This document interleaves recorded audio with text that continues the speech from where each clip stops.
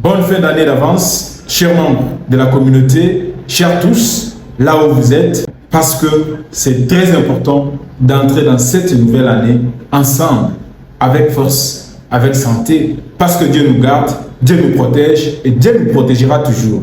De bonnes choses à tous.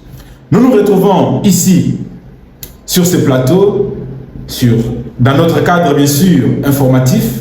Comme d'habitude, nous avons pris l'engagement de vous informer chaque jour et d'analyser des questions qui concernent notre pays. Et cet engagement est pris par nous-mêmes. Nous nous sommes dit, nous devons parler République démocratique du Congo. Nous devons aborder des questions, des problèmes de notre pays et nous devons réfléchir ensemble. Parce que c'est en réfléchissant ensemble que nous pouvons trouver des solutions pour vraiment finir cette agression qui, après des décennies, continue toujours à exister à l'est de notre pays. Chers membres de la communauté, en tout cas, ça me va droit au cœur de vous voir tomber sur cette émission. C'est une émission du jour, une émission d'actualité, une émission d'analyse, comme d'habitude, parce que nous vous aimons et nous voulons que nous puissions vraiment partager nos idées avec vous et vous aussi partager vos idées avec nous en les mettant dans les commentaires et en interagissant avec nous comme d'habitude. Nous avons eu bien sûr des appels hier venant de part et d'autre par certains membres de la communauté en nous félicitant. En tout cas, nous acceptons et nous vous disons aussi sincèrement merci parce que vous avez prouvé que vous êtes avec nous ensemble. Merci beaucoup, chers membres de la communauté. Merci d'être avec nous sur ce plateau. Merci de pouvoir aider votre pays avec des idées claires et fiables. En tout cas, ça nous va droit au cœur. On est ensemble. Aujourd'hui, comme d'habitude, nous avons quelques questions d'actualité et nous avons aussi quelques informations à vous donner. Les informations, bien sûr, comme vous le saviez, le 23 a commencé à quitter depuis hier la ville d'Uvira. Je ne sais pas d'où ils vont partir, si c'est un retour au Rwanda, parce que comme vous le saviez déjà, c'est le fils qui exécute afin de pouvoir sauver le père. Donc, le 23 c'est le fils, le Rwanda c'est le père. Le père représenté, comme vous le saviez déjà, par Paul Kagame, qui a subi une pression américaine par le vice-président, bien sûr, des États-Unis, qui a au moins appelé Kagame et lui a donné des injonctions, des lignes à suivre. Parce qu'avec les États-Unis, on ne défie pas. On ne blague pas. On avait déjà parlé de ça ici, que les États-Unis ne blaguent jamais. Et quand il s'agit des intérêts américains, là, c'est compliqué. C'est foutu pour le régime de Kigali.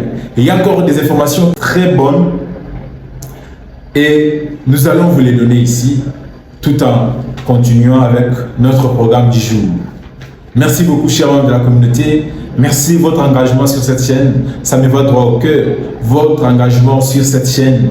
En tout cas, ça me fait moi plaisir de voir certains Congolais qui aiment leur pays, qui aiment en tout cas que leur pays puisse avoir une autre image que celle qui a été au moins observée, ça fait longtemps, par certains pays à l'extérieur. En tout cas, nous vous aimons et ça nous va droit au cœur. Si vous n'êtes pas encore abonné, nous vous demandons tout simplement de vous abonner sur la chaîne, d'activer la cloche de notification afin que vous ne puissiez pas manquer de nos informations. Parce que c'est ici que nous donnons des informations fiables, vérifiées et certifiées. C'est ensemble que nous pouvons avancer. C'est ensemble que nous pouvons penser positivement pour la République démocratique du Congo. C'est ensemble que nous pouvons bâtir la République démocratique du Congo. En tout cas, ensemble. Donc, en réunissant nos énergies, nous pouvons faire beaucoup plus. Et le pays peut normalement avancer. Comme vous le saviez tous, je vais même de le dire tout à l'heure, le M23 a commencé à quitter la ville d'Uvira. Mais la question qu'on se pose est que le M23 va où? On ne sait pas. Est-ce qu'ils se sont retirés totalement, on ne sait pas, parce qu'on n'est pas à Uvira, mais au moins, nos correspondants qui sont à Uvira nous ont dit ceci. Ils nous ont dit que exactement ces rebelles sont en train de se retirer. Donc, nous espérons qu'aujourd'hui, ils vont vraiment partir en totalité. Donc, ça veut dire par là, et tous vont partir, soit vont quitter la ville d'Uvira. Et ça serait une bonne chose, parce que là, ce n'est que le résultat de la médiation américaine. Ce n'est que le résultat de la pression de l'administration de Donald Trump, toujours dans les cadres de cet accord signé à Washington, l'accord de paix entre la République démocratique du Congo et le Rwanda. Paul Kagame, vous l'avions dit ici la fois passée, que la prise de la ville d'Uvira par Paul Kagame était une grosse erreur, un grand péché. Et la menace du M23 contre le Grand Katanga a été aussi un grand péché. Un grand péché pour ces rebelles, pour ces sanguinaires, un très grand péché. Et là, l'administration de Donald Trump n'a pas baissé les bras, n'a pas supporté cela. Du coup, Donald Trump a commencé même déjà, selon certaines informations, à bouder Paul Kagame. Il a instruit au vice-président de pouvoir, il a demandé au vice-président américain de pouvoir appeler Paul Kagame, et Paul Kagame a été appelé, a été instruit, et comme lui, c'est le père et le fils, était à Uvira, il a appelé ses fils ont plié leurs bagages, ils ont continué la route. En tout cas, une bonne nouvelle pour le peuple congolais, parce que cette guerre, on doit finir avec. Cette guerre doit prendre fin. Nous ne pouvons jamais tolérer que ces choses se fassent sur notre sol, que nos mamans soient violées, les filles soient violées, les garçons soient tués, persécutés, nos papas tués à l'est de la République démocratique du Congo qui est notre pays. Nous ne pouvons plus encore supporter cela, parce que trop c'est trop. Quand il y a un début, il y a aussi une fin. Comme le président de la République l'avait dit la fois passée lors de son discours, il a dit « Les ténèbres ne régneront pas toujours. La lumière finit toujours par apparaître, peu importe les temps que les ténèbres pourront prendre. La lumière finit toujours par apparaître. » C'est comme le soleil. Il y a la nuit, il y a les jours. En tout cas, c'est ici, chers membres de la communauté, nous vous remercions parce que vous êtes ensemble avec nous. Parce que vous souhaitez nous écouter, parce que vous êtes sur cette chaîne. Si vous n'êtes pas encore abonné, je suis en train de le répéter, je vous demande humblement de vous abonner. De vous abonner, de partager, de commenter l'émission. Là où vous constatez qu'il y a des couacs, veuillez nous les démontrer dans les commentaires et on doit prendre des mesures afin que prochainement vous soyez totalement satisfaits. On n'est pas de petits dieux. Au travers de vos remarques, je pense que nous allons beaucoup plus améliorer. L'information.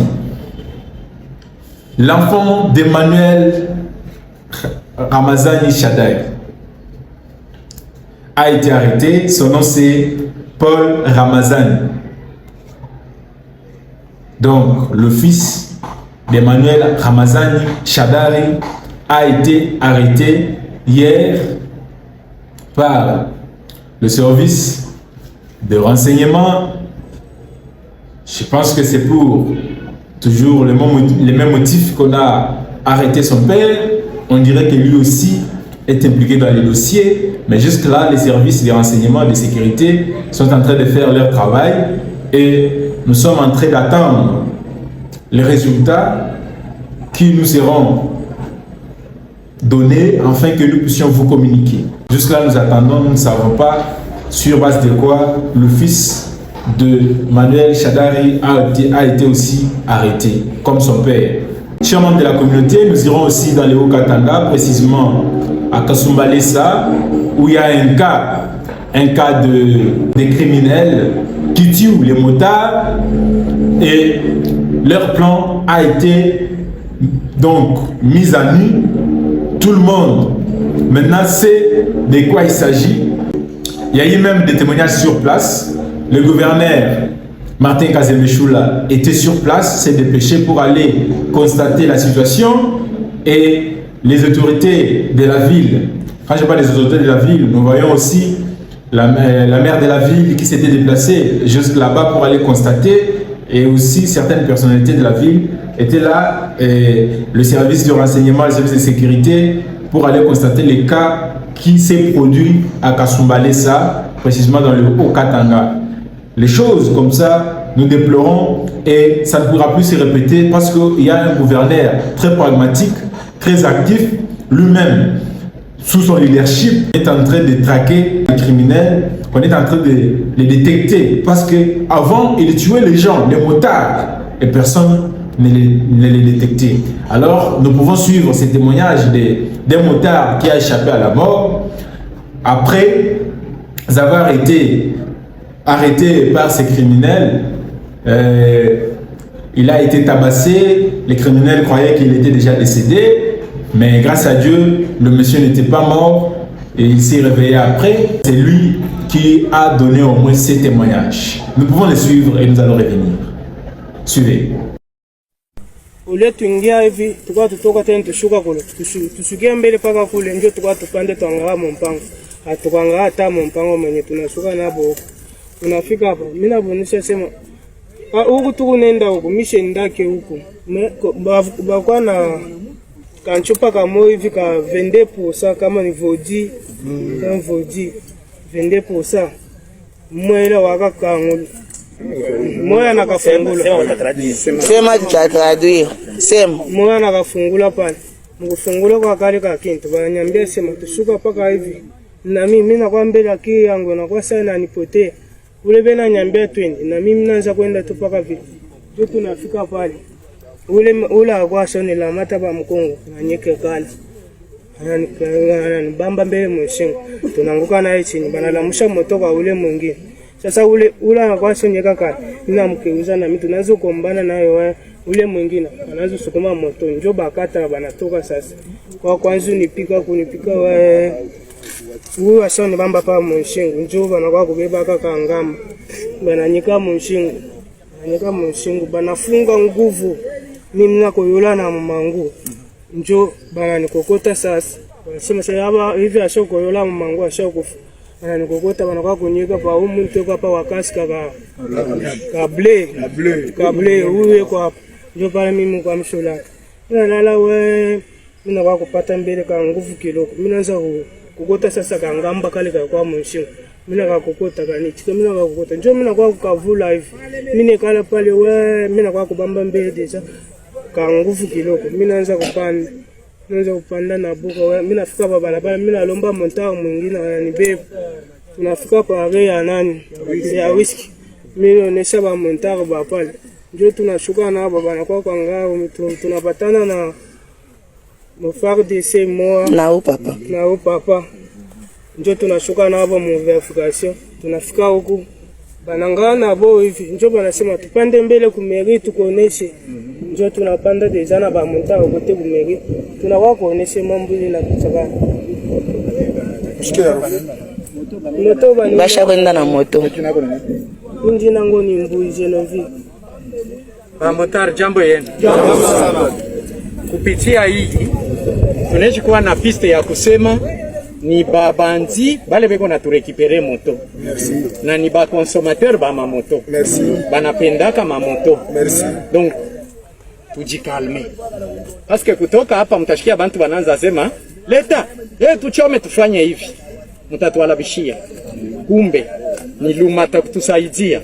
Mokambo na mweba motar tulisha kubambaka bengine umakimpe ana vile batoto njo sa ya kuonesha umoja kumkongo ya baba yabo maire de la ville kumkongo ya polisi yabo aba njo ba ennemi de l'état. Si nous aimons le président, nous aimons notre pays, tulete ma information mukimya na musalama parce que vile tunapata deja hii déclaration na huyu Mungu tunaombaka mutashituka. Lubumbashi anatusinyale, Lumata anatusinyale, Sakanya au Mokambo. Kumbo minta milomba mwe bote. Ule tu anasupsonaka kwa hata mtu moya atufikie. Paske aone hii damu, ayua sema kama leo kiko kwa mwingine, kesho kinaweza kuwa wako.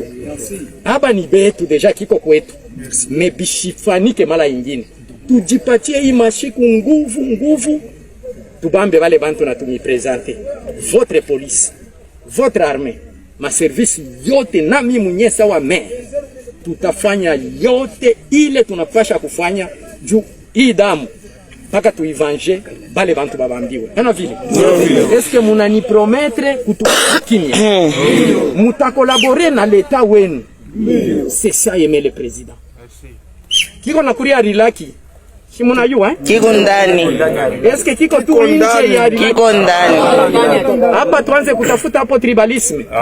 Hapa tuseme peko mabunduki kuko ba M23. Parce que bengine batajiba banaanza sema ni ba rebel. Ni ba M23. Yes. Bref tuko nayo. Ni bantu bakusema koti huku tunatafutaka banduku. Moto yenye kupotea. Juzi tulipata moja anauza moto.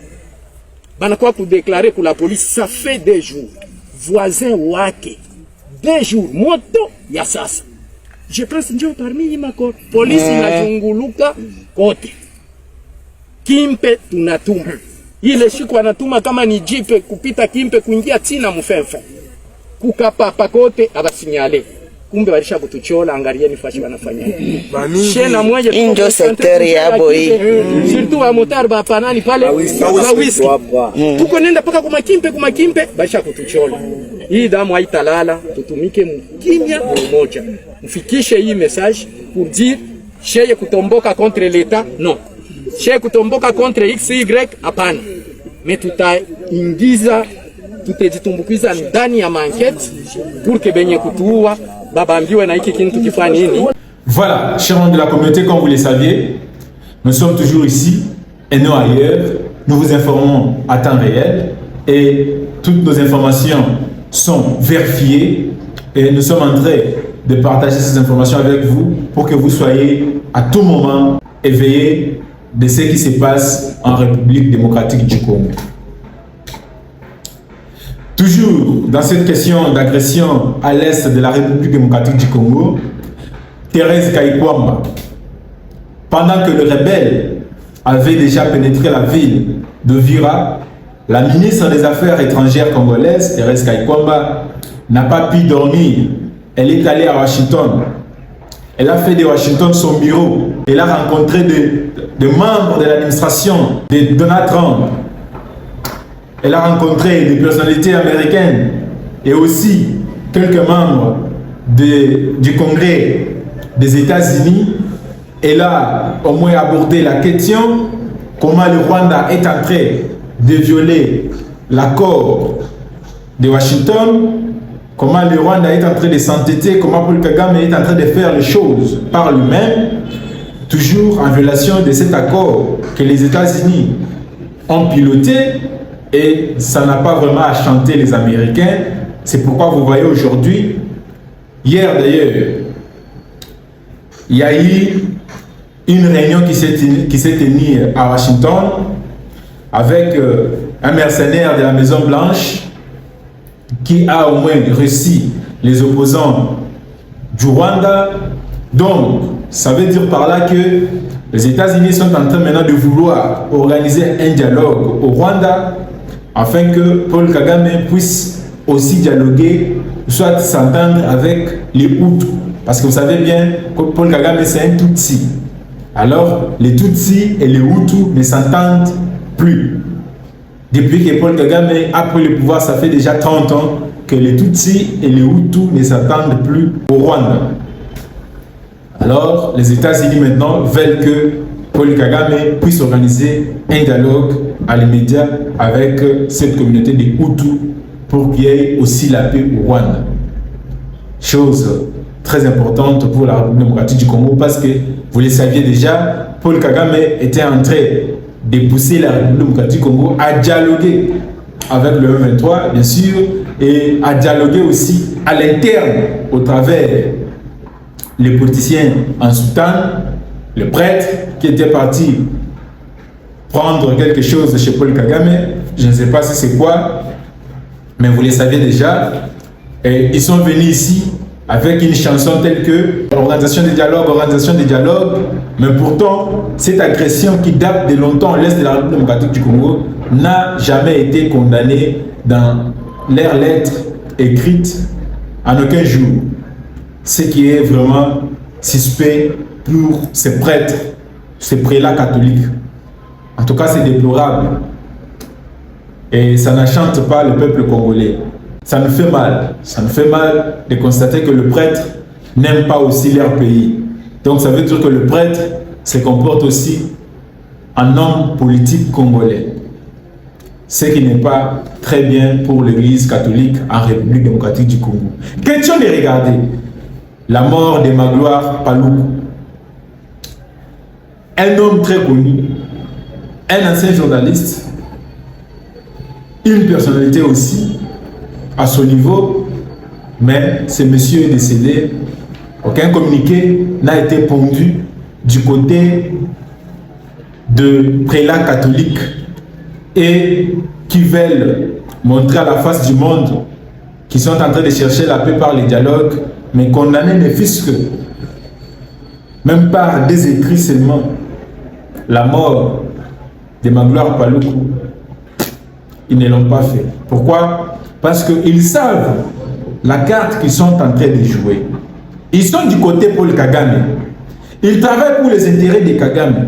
Et c'est pourquoi ils ne peuvent pas condamner les mauvais actes posés par le fils de Kagame qui est le M23, AFC. Ils ne peuvent pas. Mais on se demande, à quoi sert?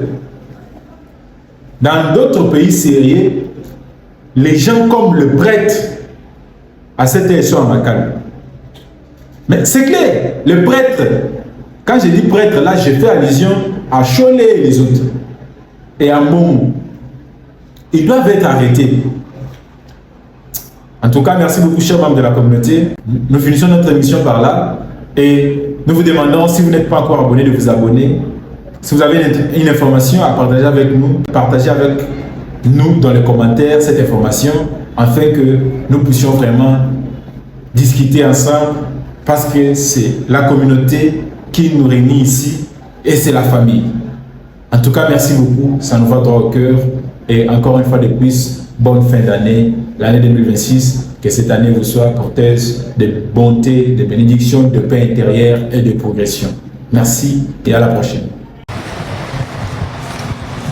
Les forces armées de la République démocratique du Congo portent à la connaissance de l'opinion nationale et plus particulièrement de la province de l'Ituri le port d'une nouvelle tenue militaire par les éléments des FARDC opérant dans cette partie de la République.